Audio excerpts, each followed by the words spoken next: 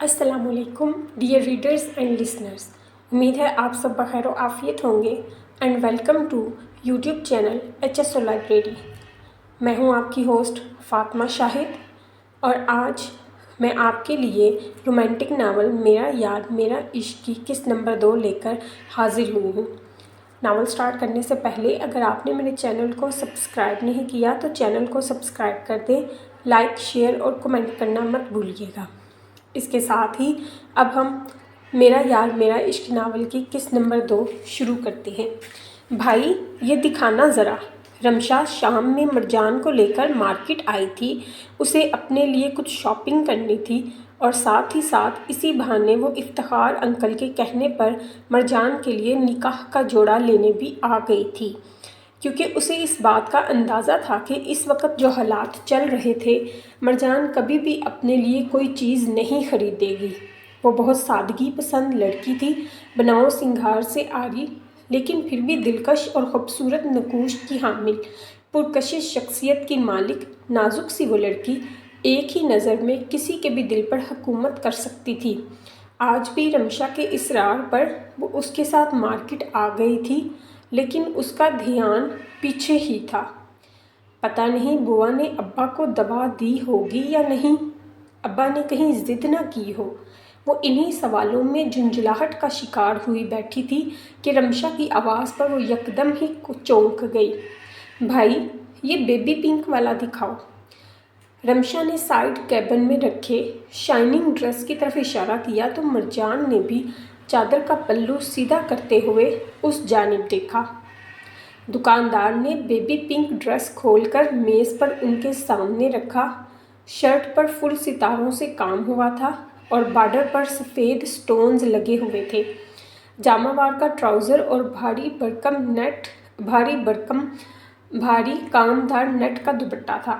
सफ़ेद और pink contrast Ramsha की आंखों को खूब भाया, लेकिन मरजान ने कदरे हैरत के साथ रमशा की तरफ देखा, जिसने अभी अभी दुकानदार को ड्रेस फाइनल भी कर दिया था और पेमेंट के लिए बहस भी कर रही थी। आखिरकार दुकानदार और उसकी बहस इख्तिताम पजीर हुई और वो शॉपिंग बैग उठाए मरजान को चलने का इशारा करते हुए दुकान से बाहर आ गई थी। तुम्हारा दिमाग सही है? इतना महंगा ड्रेस किस लिए लिया है तुमने? मरजान अपनी बलोरी आंखों से रमशा की तरफ घूरकर देख रही थी, जिस पर रमशा चलते चलते रुक गई और उसके सामने खड़े होकर मुस्कुराकर बोली, अपनी जान मरजान के लिए लिया है मैंने इतना महंगा ड्रेस। वो उसके शानों पर हाथ रखे तमानियत से बोली तो मरजान उसकी बात सुनकर दंग रह गई। क्या मतलब? मेरे लिए क्यों खरीदा है? मरजान ने हैरत से पूछा तो रमशा उसकी मासूमियत पर हंसने लगी और फिर बोली,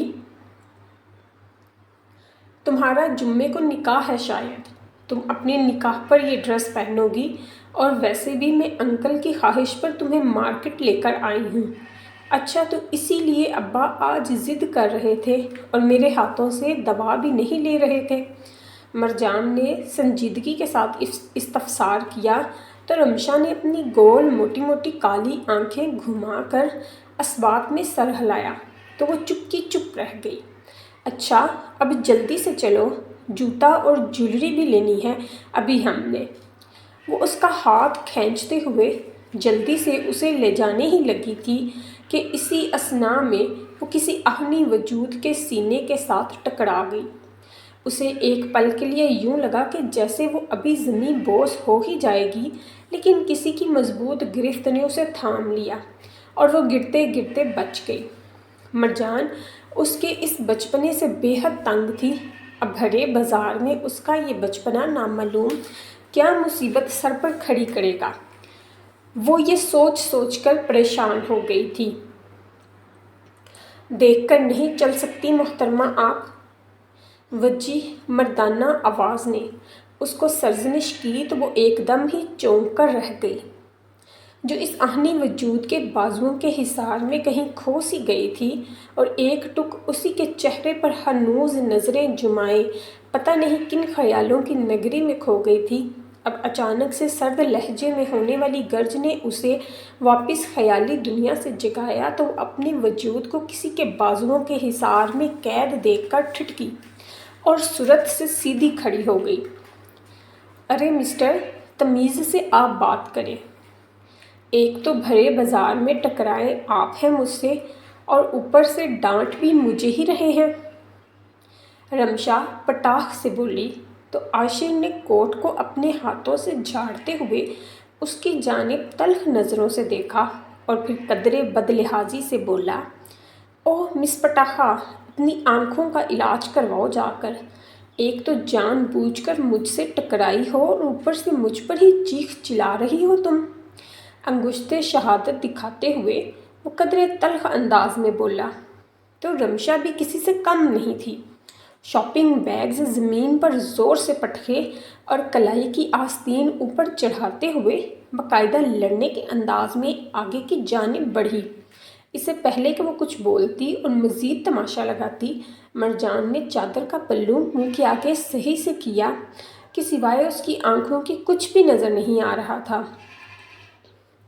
وہ گھبرائی سی بولی، اوکے، میں سوری کرتی ہوں بھائی، غلطی رمشا کی ہی تھی۔ ایک تو وہ بے دھیانی میں آپ سے ٹکرائی اور دوسرا واویلا بھی مچا رہی ہے۔ مرجان کی بات سن کر رمشا تو گویا آگ بگولا ہی ہو گئی اور توپوں کا رخ مرجان کی طرف کرنے ہی والی تھی کہ عاشر کی بات نے اسے مزید تپا دیا۔ شکر ہے جو اس چڑیل کے ساتھ کوئی عقل مند انسان بھی رہتا ہے، ورنہ یہ لڑکی تو آدھی دنیا کو سڑکوں پر ہی لڑ جھگڑ کر کھا جائے۔ وہ استہزائی انداز میں بولا تو رمشا فوراً سے اس کی طرف پیش قدمی کرتے ہوئے بولی، میں پہلے تو چڑیل نہیں تھی، مگر اب تمہیں چڑیل بن کر دکھاؤں گی میں۔ بہیو یور سیلف عاشر۔ اس سے پہلے کہ بات مزید آگے بڑھتی اور مزید تماشا لگتا، خضر جو عاشر کے کہنے پر اس کے ساتھ قریبی مارکیٹ میں موجود کیفے میں چائے پینے کے لیے آ گیا تھا اور اس اچانک سے ہونے والے ٹکراؤ کے بعد جاری چپکلش کو ختم کرنے کے لیے بولا تھا۔ خضر کی باروب آواز پر عاشر فوراً سے خاموش ہو گیا، لیکن رمشا کا پارا بہت ہائی تھا۔ اس سے پہلے کہ وہ مزید کچھ الٹا سیدھا بولتی، مرجان نے بات ختم کرتے ہوئے ایک بار پھر ایکسکیوز کیا۔ سوری بھائی، آپ پلیز اسے معاف کر دیں، یہ بچی ہے اور فضول میں ایسی حرکتیں کرتی ہے، پلیز آپ اس کو معاف کر دیں۔ وہ گھبرائی سی معصومانہ انداز کے ساتھ اپنی بلوری آنکھوں میں امڑتے ڈر کے بادلوں کے ساتھ سجائے التجائیہ انداز میں بولی۔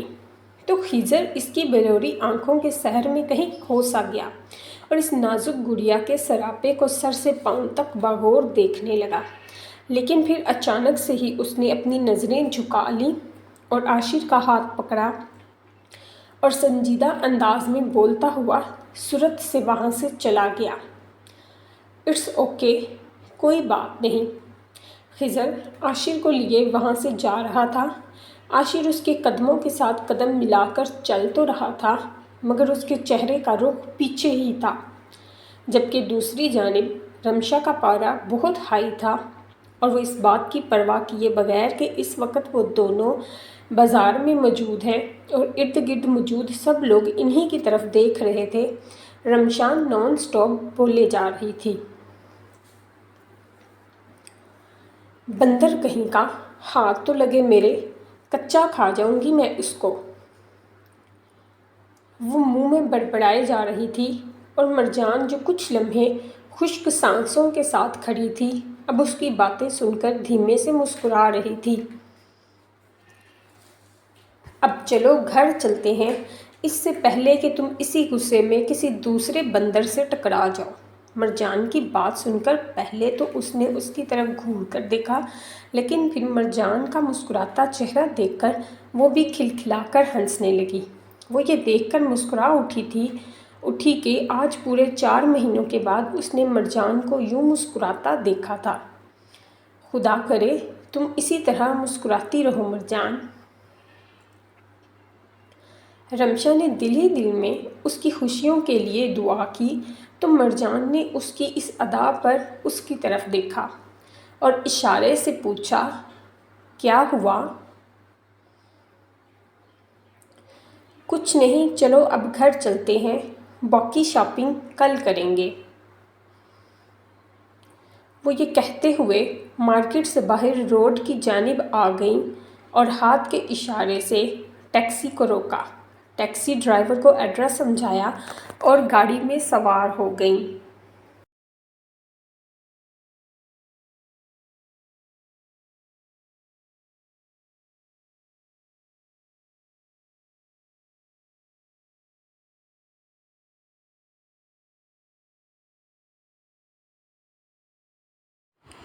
فضول میں اتنا اچھا موڈ تھا میرا اور سارا کا سارا خراب کر دیا ہے اس حسین چڑیل نے۔ عاشر نے زور سے میز پر ہاتھ مارا اور غصے سے بولا تو خضر نے فوراً سے پہلے اس کا جملہ پکڑ لیا۔ کیا مطلب ہے تمہارا حسین چڑیل؟ خضر نے استفہامیہ انداز میں سنجیدگی سے کہا تو عاشر نے نظریں اٹھا کر اس کی طرف دیکھا جو جوس کا سپ لیتے ہوئے سنجیدہ انداز میں اسی کی طرف دیکھ رہا تھا۔ ہاں تو اس میں جھوٹ کیا ہے؟ میں سچ ہی تو کہہ رہا ہوں۔ چڑیل ضرور تھی مگر بلا کی حسین بھی تھی۔ یہ حرکتیں تجھے ہی مبارک ہوں، عاشر نے ٹھنڈی آہ بھرتے ہوئے کہا تو اس کے انداز نے خضر کو چونکا دیا۔ وہ جانتا تھا کہ عاشر کی عادت ہے ہر لڑکی کے ساتھ فلرٹ کرنے کی، تو اسے اب ایک نیا چہرہ مل گیا تھا فلرٹ کرنے کے لیے۔ او بھائی شرم کر، بازار میں ایک لڑکی سے ٹکرا گیا ہے اور اوپر سے اسے چڑیل کہہ کر مارکیٹ میں تماشا بنایا، اور اگر میں نہ ہوتا تو اس وقت وہ چڑیل تمہاری بوٹیاں نوچ کر کھا چکی ہوتی۔ وہ استہزائیہ انداز میں ساری حقیقت بیان کر رہا تھا اور ساتھ ہی ساتھ دھیمے سے مسکرا بھی رہا تھا۔ لیکن خضر یار، ہے بڑی کمال کی چیز تھی وہ، بازوؤں میں تھی تو دل کیا ادھر ہی رکھ لوں، لیکن یہ بھی سچ ہے بڑی پٹاخہ چیز تھی۔ 2 منٹ بھی نہ رہی اور پھل جھڑی کی طرح جل کر راکھ ہو گئی۔ عاشر حسرتوں کے دیپ تلے ٹھنڈی آہیں بھرتے ہوئے بول رہا تھا، جبکہ خضر وہ اس کے اس انداز پر اور فضول باتوں پر صرف مسکرا رہا تھا۔ ویسے ایک بات ہے، تو بھی اس معصوم گھبرائی بلی کو دیکھ رہا تھا، مسلسل جو چادر میں خود کو لپیٹے سہمی سی کھڑی تھی۔ اوہ شٹ اپ، یہ لڑکیاں دیکھنا تیرا مشغلہ ہے، میرا نہیں ہے، اور ویسے بھی مجھے عورت ذات میں کبھی کوئی انٹرسٹ نہیں رہا۔ یہ بچکانہ حرکتیں تجھے ہی مبارک ہوں۔ خضر نے چڑھ کر سنجیدگی کے ساتھ اس کی کہی ہوئی بات پر چوٹ کی تو عاشر بھی مسکرانے لگا۔ اب تو بھلا 100 بار چوری پکڑے جانے پر انکار کیوں نہ کرے، میں نے جو دیکھنا تھا وہ دیکھ لیا۔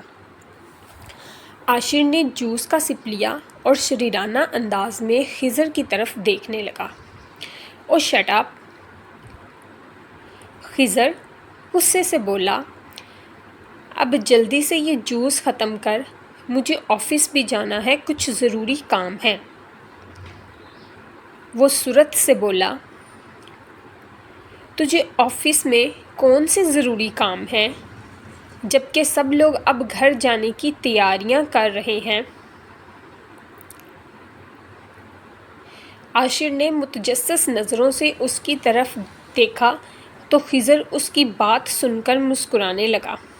عاشر یار، وہ ڈیلیگیشن اور پروجیکٹ پر ایک بار پھر نظر مارنے کی ضرورت ہے، اس لیے سوچا کچھ دیر آفس میں رک کر ساری فائلز اور ڈیٹیلز چیک کر لوں تاکہ کل صبح کی میٹنگ میں کچھ بھی لوز پوائنٹ نہ رہے اور ہماری میٹنگ کامیاب رہے۔ او آئی سی، میں سمجھا کہ شاید ہم سب کو گھر بھیج کر تو ڈیٹ مارنے کے چکروں میں ہے۔ عاشر کھلکھلا کر ہنسا تو خضر بھی اس کی بات سن کر ہنسنے لگا۔ پھر وہ دونوں جوس کو انجوائے کرتے ہوئے آفس سے متعلقہ کام اور میٹنگز میں ہونے والے پوائنٹس کو ڈسکس کرنے لگا، لیکن کہیں نہ کہیں خضر کا دھیان ان بلوری آنکھوں میں گم تھا، وہ نہ چاہتے ہوئے بھی ان آنکھوں کے حصار میں کہیں کھو سا گیا تھا۔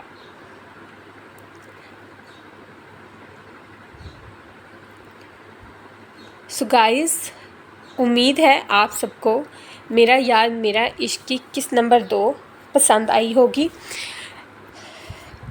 نیکسٹ ایپیسوڈ جلد ہی اپلوڈ کی جائے گی۔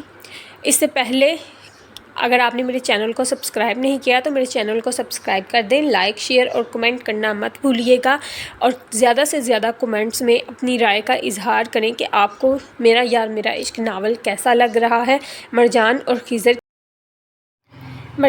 خضر کی یہ عشق کی داستان جو انجانے رستوں پہ چلتے ہوئے ایک دوسرے کے آمنے سامنے آ جائیں گے، میرا یار میرا عشق ناول آپ سب کو کیسا لگا؟ اپنی رائے کا اظہار ضرور کیجیے گا، اور اسی کے ساتھ مجھے اجازت دیں۔ اللہ حافظ۔